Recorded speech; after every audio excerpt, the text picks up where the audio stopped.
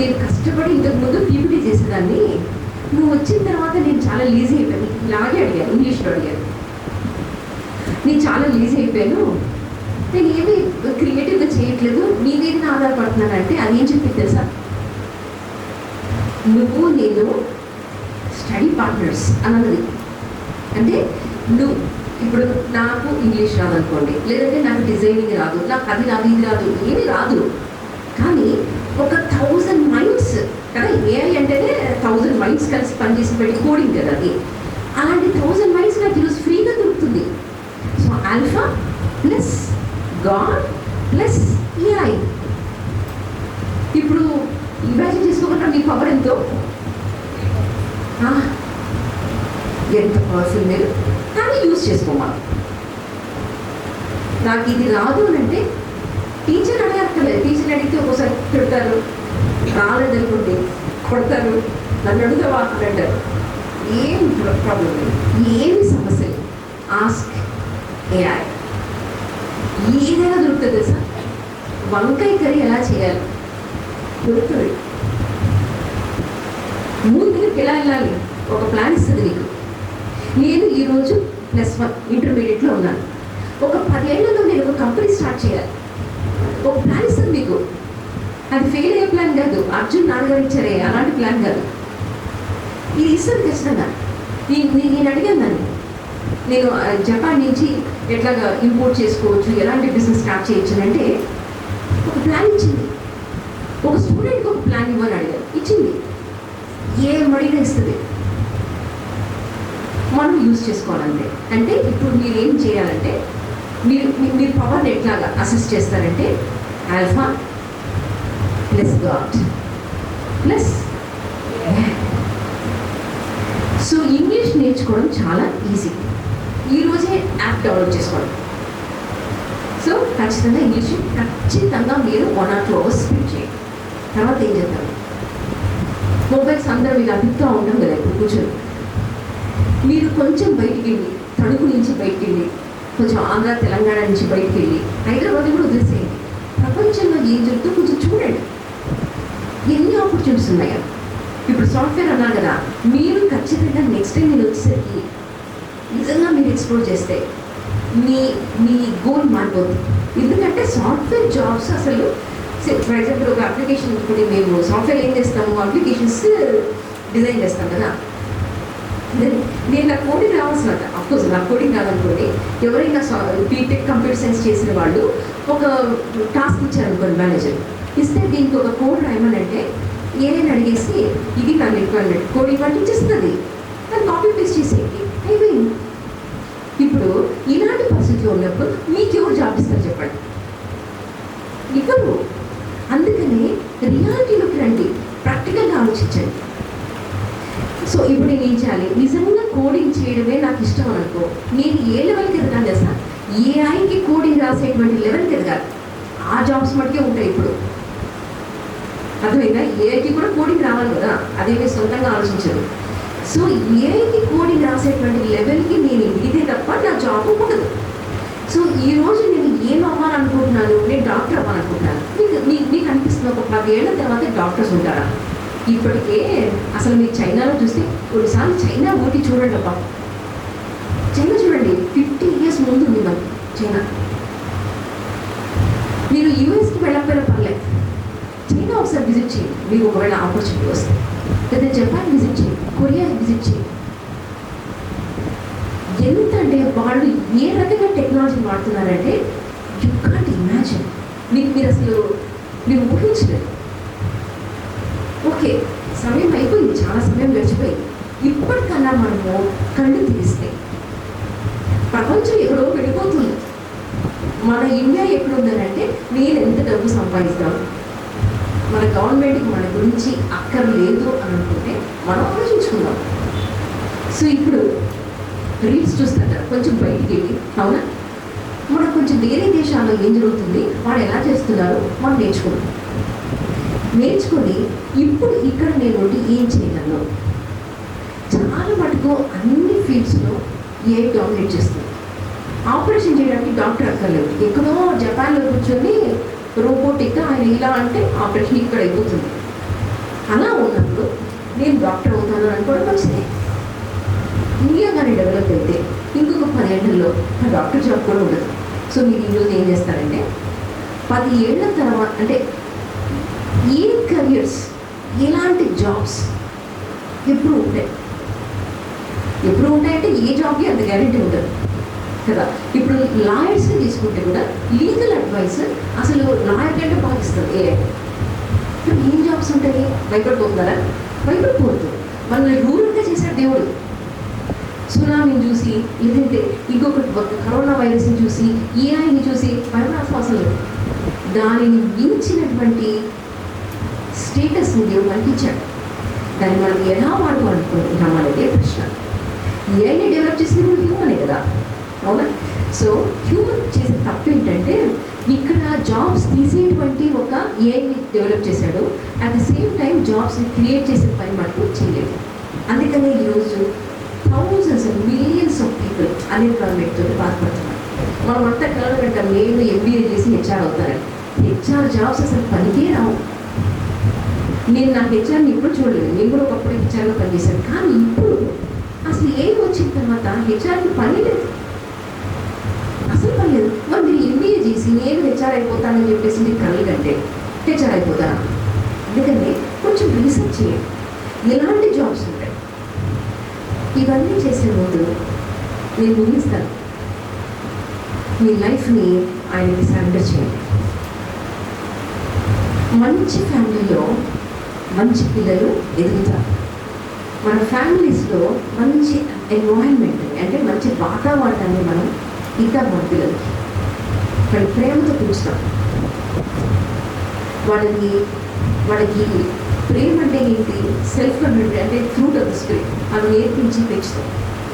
అలాంటి హెల్తీ ఎన్వైరన్మెంట్లో పెరిగిన బిడ్డలు హ్యాపీగా ఎదుగుతారు. ఎవరో హ్యాపీ అని పేరు పెడుతున్నారు కదా, హ్యాపీగా ఎదుగుతారు.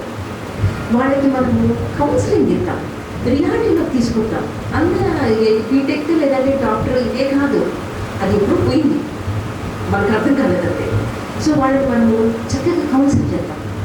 ఇప్పుడు మీరు అనుకున్నారు ఆ హౌస్ వైఫ్స్ అని కొంతమంది చెప్పారు, వాళ్ళు నిరాశపడక్కర్లేదు.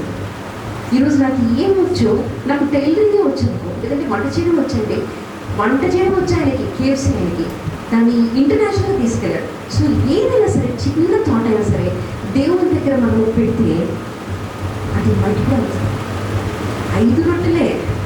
ఆ రొట్టెలు ఎలాంటి రొట్టెలు సార్? గోధుమ రొట్టెలు కూడా కాదంట, ఎవరి రొట్టెలే. 2 చిన్న చేపలు చిన్న చేపలు, కానీ ఎవరి చేతిలో పెట్టాలో వాళ్ళ చేతిలో పెట్టాడు. చిన్నోడే కానీ ఆలోచించిన వాడు చాలా పెద్దగా ఆలోచించాను. నేను ఎవరి చేతిలో పెడితే నా టైం, నా ఎఫర్ట్, నా డ్రీమ్స్ ఇవన్నీ ఫలితం అవుతాయో ఆయన చేతిలో నేను పెట్టాను. ఒకరోజు మీరు పెట్టారనుకోండి, మీకు నిజంగా మీరు ఊహించిన దానికంటే, అడిగిన దానికంటే ఆయన ఎక్కువగా చేస్తాడు. నేను ఏమీ చేయను, నేను కొంచెం ప్రార్థన మట్టికి చేస్తాను, నువ్వే అంతా చేయి ప్రభు అని అంటే, మనకి శరీరం ఇచ్చిందే ఆయన స్పిరిట్ గాడ్ కాబట్టి మనకి శరీరం ఇచ్చిందే ఆయన యూజ్ చేసుకోవచ్చు. నేను ప్రార్థన మట్టికి చేస్తానంటే కాదు, ప్రయత్నం ఖచ్చితంగా చేయాలి. ఈరోజు కాంపిటేటివ్ ఎగ్జామ్స్ మన పిల్లలు రాస్తున్నారు. ఎందుకని మిగతా వాళ్ళందరూ వస్తుంది కానీ రావట్లేదు. మనకి ప్రార్థన చేసుకో దేవుడు ఇచ్చేస్తాడు అని అంటారు.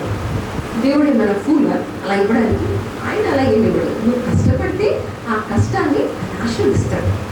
ఇది వర్కౌట్ అవుతుందా? ఖచ్చితంగా వర్కౌట్ అవుతుంది. భూమికి పండు నువ్వు ఫలించాలి అని చెప్పి ఆజ్ఞ ఇచ్చిన దేవుడు అది ఫలింప చేస్తుంది కదా. విత్తనం వేస్తే ఎందుకు భూమిలో ఫలిస్తుంది? మీరు ఎక్కడో వేయండి విత్తనం, మూన్లోనో లేదంటే జూపిటర్లోనో వేయండి విత్తనం, ఫలిస్తుందా? భూమికి ఫలించమని ఆజ్ఞ ఇచ్చాడు. సో గాడ్స్ ప్రిన్సిపల్ ఇక్కడ పనిచేస్తుంది. నీ లైఫ్లో పనిచేస్తుందా? ఖచ్చితంగా పనిచేస్తుంది.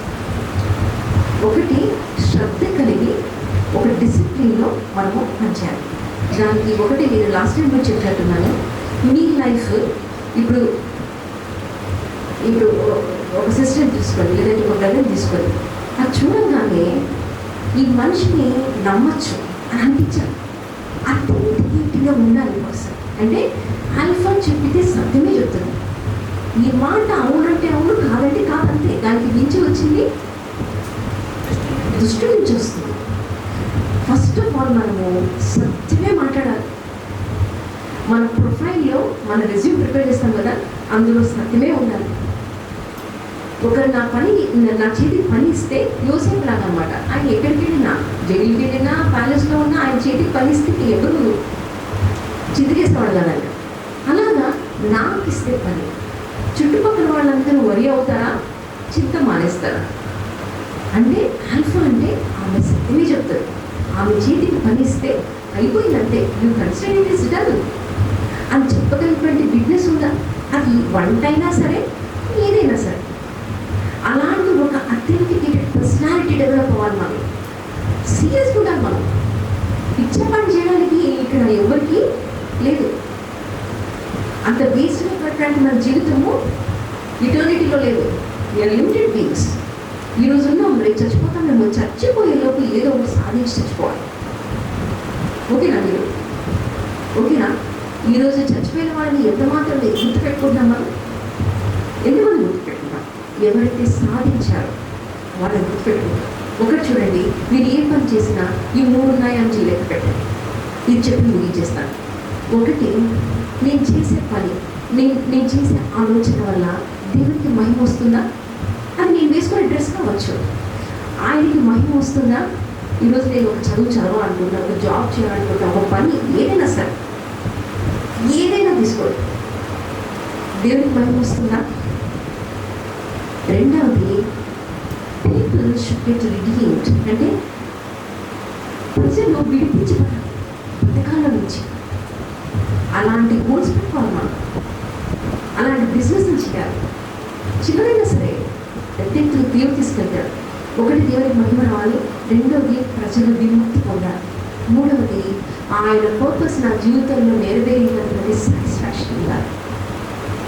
ఈ ఇన్నర్ పర్సన్ మాట్లాడితే కృష్ణుడు చెప్తాడు, నువ్వు దేవుని పని చేస్తున్నావా, నీ పని చేసుకుంటున్నావా, నువ్వు దేవుని పని చేస్తున్నావా? ఈ 3 ఉన్నాయనుకోండి, నువ్వు నిజంగా కరెక్ట్ వేలో వెళ్తున్నావు. ఆ కరెక్ట్ వేలో వెళ్ళేటప్పుడు అవమానాలు రావచ్చు, ఫెయిల్యూర్స్ రావచ్చు, నష్టాలు రావచ్చు, బట్ పర్లేదు, అది పని చేస్తుంది. ఎందుకంటే ఇది గాడ్స్ ప్రిన్సిపల్ కాబట్టి. మీరు టెస్ట్ చేయాలనుకుంటారా? చేయండి. ఇది ఖచ్చితంగా పాస్ అవుతుంది. చాలా సీరియస్గా చేయండి. ఈ రోజు నుంచి మీ టైంకి మీరు బాధ్యత, మీరు లెక్క చెప్పాలి. సో పనికిరాని రీల్స్ చూసుకుంటూ, పనికిరాని విధంగా మనకి టైంని వేస్ట్ చేయడానికి we are not called for that. మనం దానికి పిలువబడ్డాయి పరిశుద్ధమైన జీవితాలు జీవించడానికి, దేవునికి మహిమ తీసుకోవడానికి, మన కోసం ముందుగా ఆయన ఏర్పరిచినటువంటి మంచి కార్యాలు చేయడానికి బట్టి మనము పిలువబడ్డాం. అర్థమవుతుందా? నేను బైబిల్ నుంచి చాలా రెఫరెన్సెస్ తీసి చెప్దాం అనుకున్నాను, బట్ ఈ వేడిలో మిమ్మల్ని ఎక్కువగా ఇబ్బంది పెట్టదలుచుకోలేదు. నేను మనస్ఫూర్తిగా కోరుకునేది ఏంటంటే, మీరు వాడుతున్న మొబైల్స్ని మీనింగ్ఫుల్గా వాడండి. మనకున్నటువంటి ఏఐ టెక్నాలజీని మీనింగ్ఫుల్గా వాడండి. ఇక్కడి నుంచి నేను బయటికి వెళ్ళి ఏం చేయొచ్చు? గవర్నమెంట్ పాలిటీషియన్స్ మీరు నాకు ఏమి చేయకపోవచ్చు, ఎవరో నన్ను పైకెత్తుతాడు అనేటువంటి భ్రమలో నుంచి బయటకు వచ్చి నాకు నేను ఏం చేయగలను అనేది ఆలోచిస్తాను. సరేనా? ఈరోజు నుంచి సీరియస్గా తీసుకుంటారు. లైఫ్ రీసెర్చ్ చేస్తారా? ఏ జాబ్స్ ఉంటాయి, ఏం చదవాలి, ఏది సెలెక్ట్ చేసుకోవాలి ఆలోచిస్తారా? మన పిల్లల్ని ఒకవేళ పేరెంట్స్ అయితే ఖచ్చితంగా అలాంటి రీసెర్చ్ మీరు చేయండి. ఫస్ట్ మా అమ్మకి ఏం తెలియదు, మా నాన్నకి ఏం తెలియదు, అమ్మ నువ్వు ఊరుకో, నాన్న నువ్వు ఊరుకో అని చెప్పేటువంటి పరిస్థితులు దయచేసి ఉండదు. వాళ్ళని మించినటువంటి జ్ఞానం పెట్టించుకోవాలి. నేను నా పిల్లల గురించి చాలా గర్వంగా చెప్పుకునేది ఏంటి తెలుసా?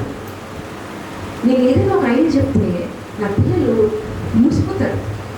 అంటే వాళ్ళని మించి నేను చెప్పగలిగాను. ఆ విషయంలో మటుకు నేను గర్వం I can take pride in that. అంటే నీకేమీ తెలియదు ఊరుకోమ్మా అనే స్థితిలో అయితే నేను లేదు. ప్రజలు చెప్పారు కదా అమ్మ వాళ్ళు ఎలా చదువుతారు, బట్ వాళ్ళకి మించినటువంటి రీసెర్చ్ నేను ముందే చేసుకుంటాను. వాడు ఏం క్వశ్చన్ అడుగుతాడో దానికి కరెక్ట్గా ఆన్సర్ ఇవ్వాలని ఎప్పుడు ప్రిపేర్గా ఉంటాడు. పైలట్ ఎప్పుడైతే ఎప్పుడు విజిలెంట్గా ఉండాలి కదా, అలా ఎప్పుడు ఏ సమస్య వస్తుందో. ప్రాబ్స్ 31st వెళ్ళాను కదా, నా పిల్లలకి చలి కలుగుతుంది అన్నటువంటి భయమే లేదంట. అసలు వాళ్ళకి చీకట్లో ఉండాలన్న భయం లేదు, ఎందుకంటే అంత ప్రిపేర్గా ఉండాలి. ఫ్యూచర్ని గురించిన భయము లేని విధంగా మనం ఉండగలుగుతాం. మన ఫ్యామిలీస్ ఉంటాయి. ఎప్పుడు ఉంటాయి? ప్రార్థనతో పాటు ప్రయత్నం కూడా చేస్తున్నారు. ఈ బుర్ర ఇచ్చిన ఎదురు దేవుడు ఉపయోగించుకోవాల్సి వస్తుంది. అలా ఉపయోగించుకుంటే ఏ పని చేసినా లాభమే కలుగుతుందంట. అది గాడ్స్ ప్రిన్సిపల్. అతను చేయదంతే సఫలం అవుతుందంట. ఇది ఫెయిల్ అవుతుంది అనుకుంటారా? కానీ ఎలాంటి వాడు చేసే సఫలం అవుతుంది. ఏది చేసినా శ్రద్ధతో చేసిన ఏ పనైనా సఫలం అవుతుందని ప్రాబ్స్ చెప్తారు. సో ఈరోజు శ్రద్ధ కలిగి పనిచేద్దాం, చాలా ఎనర్జెటిక్గా పనిచేద్దాం. నెక్స్ట్ టైం బ్రదర్ చెప్పినట్టుగా ఒకవేళ మనం కలిస్తే, బ్రతుకుంటే కలిస్తే ఖచ్చితంగా మనము షేర్ చేసుకుందాం మన సక్సెస్ స్టోరీస్లో. నేను ఈ రోజు నుంచి మిమ్మల్ని తిరిగి కలిసేంత వరకు ఏమి సాధించానో నేను చెప్తాను. అదేంటి మీరు ఆల్రెడీ జాబ్స్ తెచ్చేసుకున్నారంటే అలాగే కాదు. Sky is the limit. ఆకాశం మన హద్దు, అంటే అద్దే లేదన్నమాట. ఎంతైనా చేయొచ్చు, ఎంతైనా సాధించవచ్చు. దానంతలో దేవుడు మనకు వస్తుంది. ప్రజలు అలా విముక్తి పొందుతూ ఉంటారు. మనకి ఇక్కడ చాలా సంతోషం. అలాంటి జీవితం కావాలా మనకు అలాంటి జీవితం మనం లేచి వచ్చినామా? మనం ప్రార్థన చేసుకున్నాం. మన జీవితాన్ని, మన ప్రయత్నాన్ని, మన ఆలోచనని అన్నిటినీ దేవునికి సమర్పించుకున్నామా? ఇదేదో మిమ్మల్ని మోటివేట్ చేసి కొంచెంసేపు వెళ్ళిపోవాలని కాదు. నిజంగా మనం కళ్ళు తెచ్చుకుందాం. మన ముందున్నటువంటి సమస్యగా గుర్తిద్దాం. దానికోసం మనం ఏం చేయాలి, అసలు దేవుడు ఎందుకు పిలిచాడు మనల్ని అనేది మనం అర్థం చేసుకుందాం. మీరు ఎప్పుడూ ఊరికి ఉండద్దు. ఒక ప్రార్థన చేయండి, చెయ్యుగా నిజమైన ప్రార్థన చేయండి. ప్రభా, ఈరోజు నేను ఒక హోమ్ మేకర్ లేదా హౌస్ వైఫ్ అనుకున్నాను, నీకు ఇంతే నా లైఫ్ అనుకున్నాను. మేబీ నీకు నా జీవితంలో ఇంకా ఉద్దేశం ఉందేమో. నేనేం చేయాలి ప్రభా? నాకేం ఇష్టం, నీకేం ఇష్టం, నీకేం ఇష్టమో దానికి కావాల్సిన సమస్త నాకు ఇచ్చావు కదా ఆల్రెడీ. ఈ ప్రశ్న వేసుకున్నామా? నాకు ఏమి ఇష్టం, ఏమి చేయడానికి దేవుడు నాకు శక్తి ఇచ్చాడు. ఇంతవరకు సమయాన్ని నేను వ్యక్తం చేశాను. ప్రభు, ఈ రోజు నుంచి నా జీవితాన్ని చాలా సీరియస్గా తీసుకోవాలి. ఏ పని చేసినా ఆయనకి మహిమ కలుగుతుందని అంటే అదంతా కూడా దేవుని సేవ. ఆయనకి మహిమ తెచ్చేటువంటి ప్రతి పని ఆయన సేవనే. నేను మినిస్ట్రీ చేస్తున్నాను. మంచి బట్టలు కుడుతున్నారా? ఒకరికి మీరు డిగ్నిటీ ఇస్తున్నారు. ఆ విధంగా దేవుడికి మహిమ వస్తుంది. అది దేవుని సేవ. ఏ పని చేసినా అది దేవుడికి ఆరాధన. ఆయన చాలా మీనింగ్ఫుల్గా ఆరాధించగలమా? మన జీవితాల్లో ఆయనకి ఆరాధన ఉంటారు. మీరు ఎప్పుడూ అటు ఇటు చూడద్దు. మీరు ఊరికనే నేర్చుకోవద్దు. నేను ఏం చేశాను నా జీవితంలో అనేది పరిశీలించుకోవాలి. నేను ఇంతవరకు ఏం సాధించాను, ఈరోజు నేను ఎక్కడి నుంచి కూర్చున్నాను, నా ముందు చాలా జీవితం ఉంది, దానికి నాకు ఒక మ్యాప్ కావాలి. లార్డ్, అది ముగించేదిగా ఉండాలి. వేరే వాళ్ళు ఏదో చేస్తున్నారు కాబట్టి నేను చేయడం కాదు. నేను ప్రాపర్ రీసెర్చ్ చేసి ఇదే చేయాలి అనేటువంటి ఒక కన్క్లూషన్.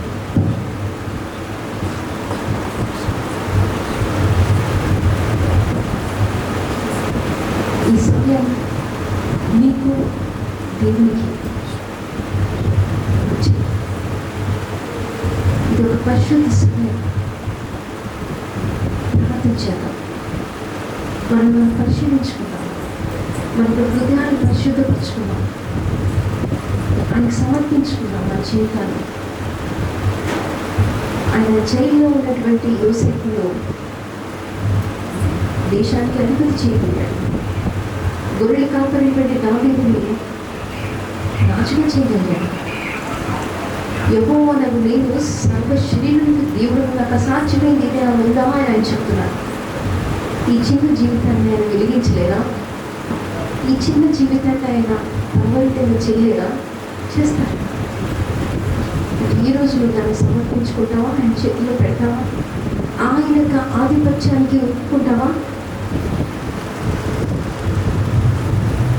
మహోన్నతుడా, పరిశుద్ధుడా, మీకు స్తోత్రం చెల్లించుకుంటున్నాం తండ్రి. మీరు గొప్ప దేవుడు, మీరు గొప్ప దేవుడు. మా జీవితాన్ని మీరు గొప్పగానే చేశారు. అందుకని నువ్వు ఏమవుతావు అని అంటే నేను గొప్పగానే చెప్పలేదు, దాన్ని ఎలా సాధిస్తానో అనేటువంటి ఆలోచన కూడా లేకుండా చెప్పాను. బట్ ఆ కోరికైతే ఉంది ప్రభావం మా అందరూ మీరు ఆశీర్వదించండి. ఈరోజు నాయన నీ సన్నిధిలో ఎంతమంది బిడ్డలు ప్రభా నిజంగా నీ మీద ఆధారపడుతున్నారో, నిజంగా నీకు మొదలుపెట్టుకుంటున్నారో, వారి యొక్క జీవితాన్ని నీకు సమర్పించుకుంటున్నారో వాళ్ళని స్పెషల్గా ప్రభా మీరు నిశ్చయాలు వారి దివరకు చూడని విధంగా వారి మీద దృష్టి నుంచి వారికి ఆలోచన చెప్పి మీరు ముందుకు నడిపించండి తండ్రి. మీరు మహిమపొందండి. వారి ద్వారా ఎంతో మంది విడుదల పొందడానికి మీరు సహాయం చేయండి అయినా. వారికి ఇంటెలిజెన్స్ని, వారికి క్రియేటివిటీని వాడుకోండి ప్రభావ. విత్తమైన వాక్యం వారి జీవితంలో ఫలించడానికి మీకు చేయండి తండ్రి. ఈరోజు విన్న వాక్యం ఇంతటితో ప్రభా వదిలేకుండా ఖచ్చితంగా ప్రభా అన్ని యాంగిల్స్లో, సోషల్గా, సైకలాజికల్గా, ఎకనామిక్గా, అన్ని విధాలుగా ప్రభా బిడ్డలు డెవలప్ అవ్వడానికి, ఎదగడానికి మీరు సహాయం చేయగలుగుతున్నారు. అయినా బిడ్డలు జ్ఞాపకం చేసుకుని ఈ కుటుంబాలు ఈ సంఘాన్ని మీ చేతిలో పెడుతున్నాను తండ్రి. ఈ సంఘంలో ఉన్న ప్రతి కుటుంబాన్ని మీరు జ్ఞాపకం చేసుకోండి ప్రభా. వారు వేసిన పంటని మీరు జ్ఞాపకం చేసుకోండి, సమృద్ధిని అనుగ్రహించండి. వారు చేస్తున్న జాబ్స్ మీరు ఆశీర్వదించండి, వారి యొక్క రావడానికి మీరు ఆశీర్వదించండి, మల్టిప్లై చేయండి. చదువుతున్న బిడ్డని జ్ఞాపకం చేసుకోండి, వారి యొక్క స్టడీస్ని మీరు ఆశీర్వదించండి ప్రభా. నాకు జ్ఞానం ఏమో ప్రభావం అడుగుతున్న ప్రతి బిడ్డకు మీరు జ్ఞానం అనుగ్రహించండి తండ్రి. మీరు ఎవరికైనా జ్ఞానం కుదరగా ఉన్నాడు నన్ను అడగండి అని చెప్పాడు ఆయన. ప్రభా మీరు చెప్పారు, మీ మాటలు ఆధారం చేసుకోండి అయినా మా చుట్టూ ఎంతో ఇన్ఫర్మేషన్ ఉంది ప్రభా. దాన్ని ఎలాగా ఇంప్లిమెంట్ చేసుకోవాలి, ఎలాగ నా జీవితానికి అన్వయించుకోవాలనేటువంటి జ్ఞానం మీరే మాకు అనుగ్రహించండి తండ్రి. మీరే కృప చూపించమనుకుంటున్నాను. మా ప్రార్థన ఆలకించి మీరు స్థితి అంశాలను మారుస్తారు. ఈ తణుకు ప్రాంతాన్ని ప్రభావ మీరు ఆశీర్వదించాలనుకుంటున్నాను. ఈ ఎండ వేడి నుంచి మీరు రక్షించండి ప్రభావ. ఒక సీజనల్ రేంజ్ని అనుగ్రహించండి తండ్రి. ఈ ఎండని ఎలా తగ్గించాలి అని మేము ఆలోచిస్తున్నా ఒక క్రియేటివ్ ఐడియాస్ని అనుగ్రహించండి తండ్రి. పాపి అయిన మనిషి ఈ యొక్క క్రియేషన్ పాడు చేశాడు ప్రభావ. అందుకని ఈ విధమైనటువంటి విపరీతమైన ఎండలు, కరువులు మేము చూస్తున్నాం. వీటిని అధిగమించడానికి మీ రూపంలో మేము చేపట్టాం ప్రభావ. మాకు కావాల్సిన జ్ఞానాన్ని గ్రహించి మా బిడ్డలు చదువుతున్న చదువును మీరు ఆశీర్వదించండి అయినా. మాకు ఎడ్యుకేషన్ సిస్టమ్ని కూడా రిడీమ్ చేసేటువంటి కృపలు మీరు మా నాయకులకు అనుగ్రహించండి. మనకి గవర్నమెంట్, మన లీడర్స్ని ప్రభావ మీ చేతుల్లో పెట్టుకుంటాం. స్వార్థపూరితమైనటువంటి పాలన కాకుండా ప్రభావ పీపుల్ సెంటర్డ్ గవర్నమెంట్ మీరు మాకు అనుగ్రహించండి. మీరే మహిమనుకుంటారు. ఇక్కడ చేరిన ప్రతి బిడ్డను మీరు ప్రత్యేకంగా ఆశీర్వదించాలి. యేసుక్రీస్తు వారి పరిశుద్ధమైన నామములో వేడుకుంటున్నాను తండ్రి. ఆమేన్.